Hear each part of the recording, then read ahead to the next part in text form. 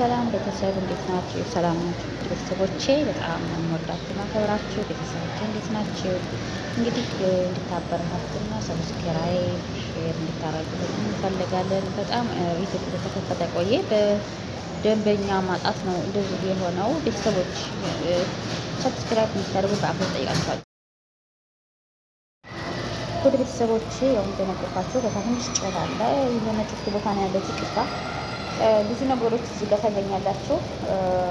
መገኛም ከፈለጋችሁ ይደረጋል። አብዛኛው ኮመንት ላይ ገብታችሁ የምትፈልጉትን ነገር መጠየቅ ትችላላችሁ፣ ቤተሰብ ማለት ነው።